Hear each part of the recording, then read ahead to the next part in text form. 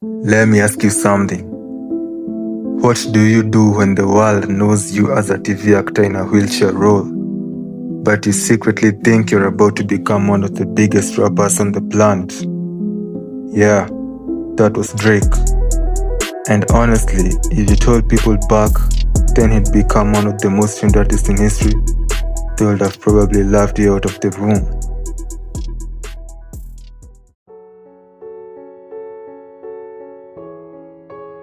Drake's real name, Aubrey Drake Graham, was born in Toronto. Now his childhood was not exactly struggling, but it also was not champagne and private jets.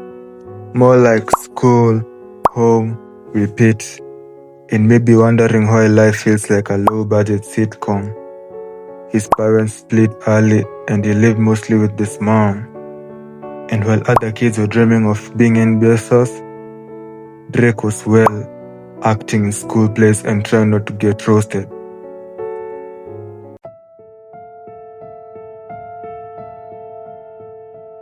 Then comes the role. Drake becomes Jimmy Brooks on Degrassi, The Next Generation. And listen, this show was serious business in Canada.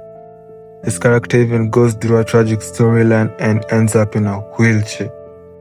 Now imagine this. One day you're filming emotional scenes in a school hallway. Next day, you're in your bedroom trying to become a rapper. That's like going from Netflix drama to SoundCloud grind at 2 a.m.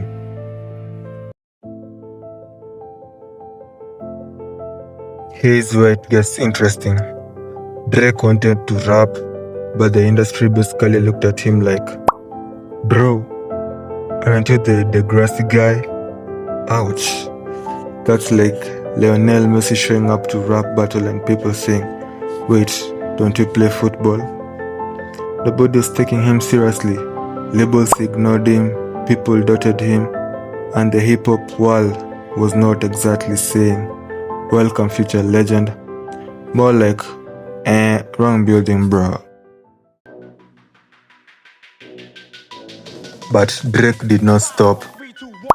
He started dropping mixtapes.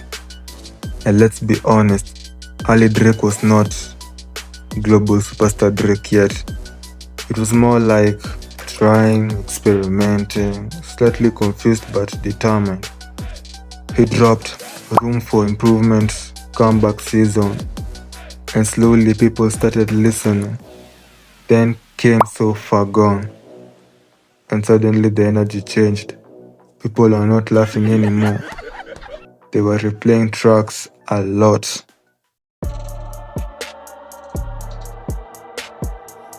Then it happened. The song, Best I Ever Had, and boom. Internet reaction. Who's this guy? Wait, this is actually good. Where's this stuck in my head? That's how people are saying, Record labels that once ignored him suddenly developed urgent interest. Funny how that works, right? The same people who said no yesterday are now calling like, "Hey, so are you still available?" I know that's crazy. If it was me, I'll never respond to them like being serious.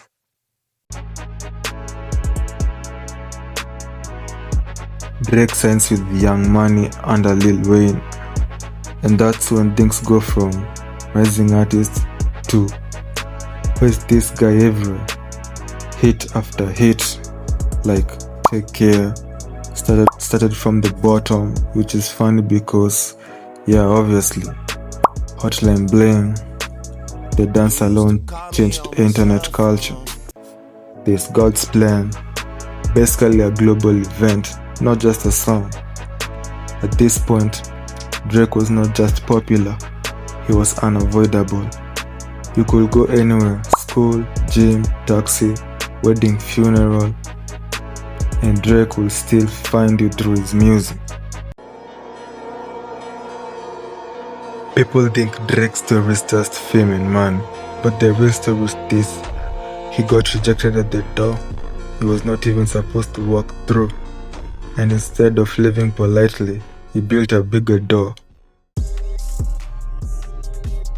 So yeah, from playing Jimmy on TV to becoming one of the most streamed artists in history, Drake basically proved something important. Sometimes people don't take you seriously at first, not because you are not good, but because they have not updated their mental software yet. And the lesson: keep going, even when people still think you are the guy from that show, because one day you may be the reason they update their playlist.